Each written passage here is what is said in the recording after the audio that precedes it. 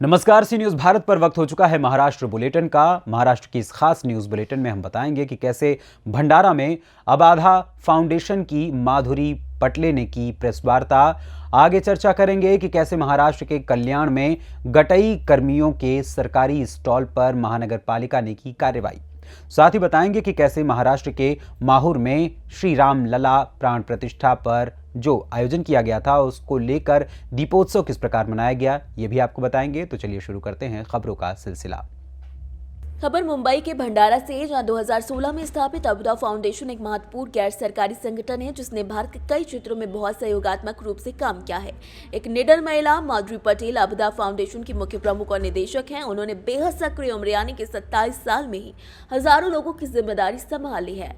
अबुदा foundation की संस्थापक और निदेशक माधुरी पटेल को सीधे तौर पर मिसेज यूनिवर्स इंडिया 2023 का खिताब दिया गया है। अपने ईमानदार समाजों कार्यों के कारण उन्होंने अंतर्राष्ट्रीय मंच पर मिसेज यूनिवर्स एम्पावरड वुमेन 2017 का विशेष खिताब जीता है और मिसेज यूनिवर्स फेस 2023 भी उनको प्राप्त हुआ है। अबुदा फाउंडेशन में 4 प्रमुख कार्यक्रम शामिल हैं: अबुदा अभ्यास, अबुदा नारी विकास, अबुदा जीविका और अबुदा स्वास्थ्य। इन कार्यक्रमों के तहत तुमसर और मोहाली तालुका में लगभग लाखों लोग लाभान्वित हुए हैं। एक प्रेस कॉन्फ्रेंस में माधुरी पटेल ने क्या कुछ बताया, आइए आपको सुनाते हैं।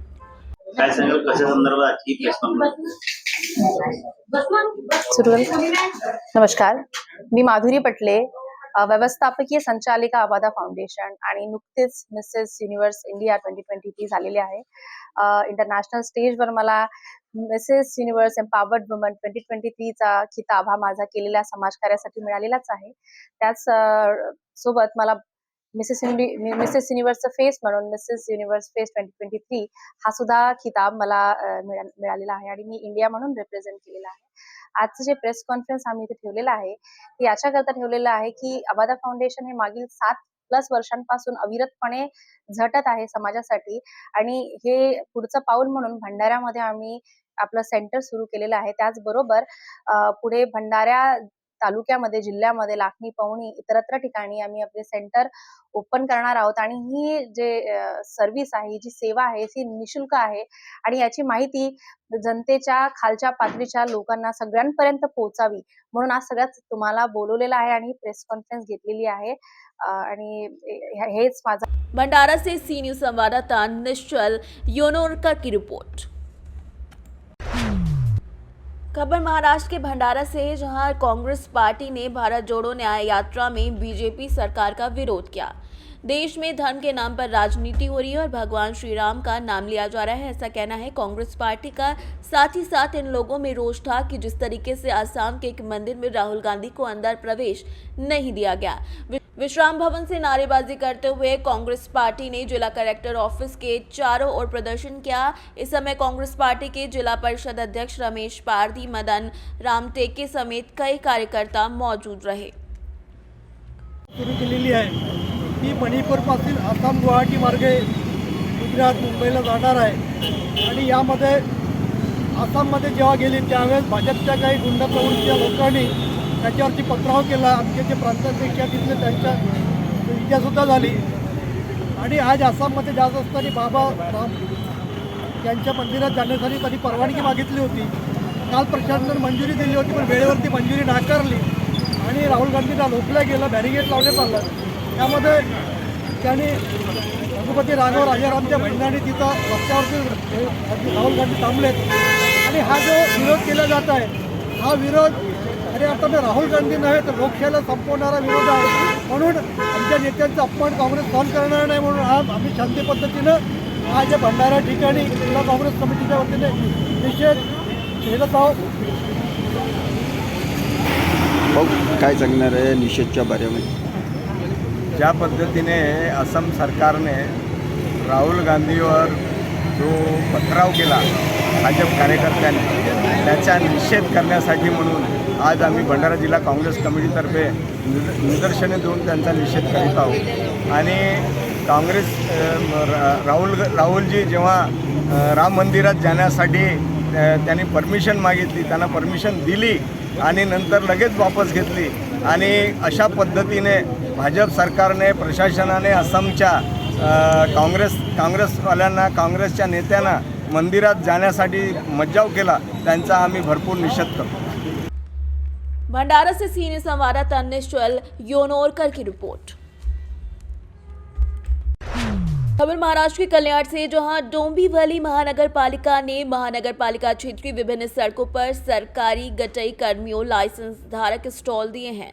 कल्याण पश्चिम के संतोषी माता रोड पर केडीएमसी की ओर से गटई कर्मियों का सरकारी स्टॉल को तोड़े जाने की कार्यवाही में केडीएमसी के कर्मचारियों पर गटई कर्मियों ने आक्रोश का माहौल फैला दिया। गटाई कर्मियों का साथ देने और मदद करने के लिए मनसे पदाधिकारी स्वप्निल सातवे साथ आए और कहा कि समाज कल्याण विभाग द्वारा आधिकारिक रूप से चारमकर बंधुओं को उनकी आजीविका के लिए श्रमिकों का स्टॉल आवंटित किया गया है। ये स्टॉल उन्हें दिया गया है और इस पर कार्यवाही क्यों की गई है, ये सवाल उठाते हुए स्वप्निल सातवे ने श्रमिकों का सवाल खड़ा किया।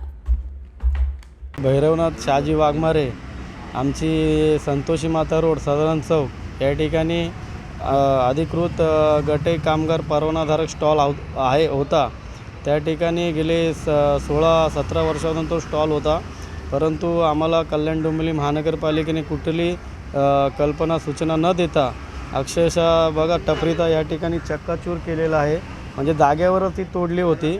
इथं आणून त्याचे 4-5 पार्ट तिकडे पाठीमागे पडलेला आहे आणि आम्हाला समाज कल्याणकडनं हा स्टॉल मिळाला होता। जर आम्हाला असं आमच्या हा पोटापाण्याचा विषय होता आणि जर असं या कल्याण डोंबिवली महानगरपालिकेच्या अधिकाऱ्यांनी आम्हाला आता आम्ही कोणाकडे जायचं, आमचा हा एकमेव म्हणजे 2 पैसे आम्हाला कमवायचं साधन होतं, याचा अक्षरशः या स्टॉलचा चुरा केलेला आहे।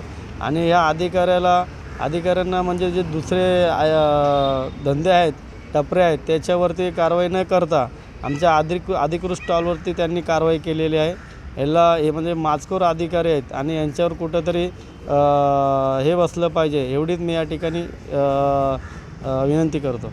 नमस्कार, मी स्वप्नील सातवे, महाराष्ट्र नवनिर्माण सेना शहर संघटक व आमचे जिल्हाध्यक्ष चर्मकार समाजाचे राम बनसोडे आज एक विषय संदर्भात मला भेटले। पण तो संदर्भ पाहिल्यानंतर स्वतःहून कुठंतरी वाटलं का थांबावं आणि यांच्या योग्य न्याय द्यावं यांना।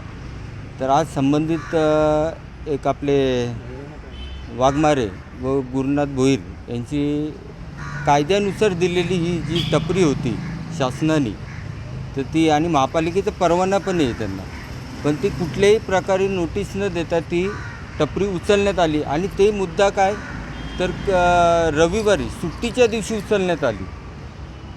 तर त्या संदर्भात आम्ही संबंधित अधिकाऱ्याशी चर्चा करायला आलो, पण ते इथं काही कारणास्तव नाही आहेत। मग त्यांच्या खालील जे उपअभियंते आहेत काय त्यांना आम्ही भेटलो, तर ते बोलतात असं होऊ शकत नाही, असं कसं, मग साहेबांना उद्या भेटावं।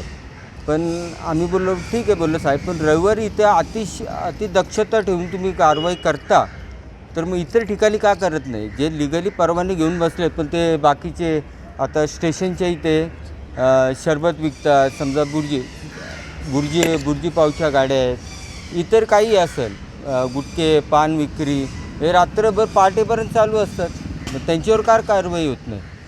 आज कल्याण बॅडमिंटन स्पोर्ट तिकडे ते तंबू लावून तिथे कपड्यांचे स्वेटरचे दुकानं आहेत, त्यांच्यावर कारवाई का नाही होत? याचा जाब विचारण्यासाठी आज आम्ही महापालिकेत आलो, पण कुठल्याही प्रकारचं प्रत्युत्तर आम्हाला देण्यात आलं नाही। आम्ही शहानिशा करू मग तुम्हाला सांगू, तर त्या संदर्भात आम्ही आज ही ठोस भूमिका घेतली, इथं आलो व तुम्ही आम्हाला प्रतिसाद दिला त्याबद्दल आपलेही प्रसारमाध्यमाचे धन्यवाद। कल्याण से सीनियर संवाददाता दीपक की रिपोर्ट। खबर महाराष्ट्र के लातूर से है, जहां मराठा समुदाय और ओपन कैटेगरी के सामाजिक, शैक्षिक और आर्थिक पिछड़ेपन की जांच करने को प्रशासन की तरफ से शुरुआत की गई।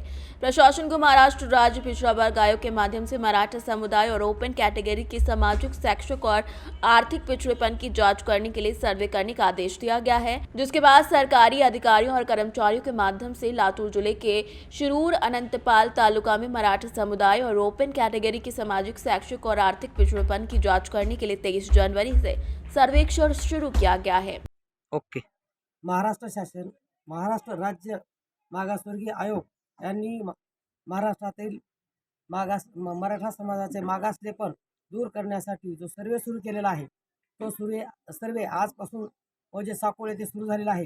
साकोळ येथे एकूण 16 प्रगणक आहेत व मी पर्यवेक्षक आहेत. माझ्यासोबत तलाठी राठोड साहेब आहेत, तसेच ग्रामसेवक शिवराज यकुर्गे आहेत आणि सर्वेचं काम आता आजपासून जोरात चालू झालेलं आहे. लातूर से सीनियर संवाददाता मल्हारी शिंदे की रिपोर्ट। खबर महाराष्ट्र के माहौर से, जो अयोध्या में श्री राम लला मंदिर में प्राण प्रतिष्ठा की खुशी माहौर शहर में भी मनाई गई और रोशनी से शहर को सजाया गया। मंदिरों में दीप जलाकर खुशी का इजहार किया गया। साथ ही साथ चौराहों पर रैली भी निकाली गई जिसमें महिलाएं और पुरुष शामिल रहे। महाराष्ट्र के माहौर से सीनियर संवाददाता गणेश खडसे की रिपोर्ट। फिलहाल के लिए इस महाराष्ट्र बुलेटिन में बस इतना ही। देश दुनिया की तमाम खबरों के लिए देखते रहें न्यूज़ भारत। हर खबर आपके साथ, आपके हाथ।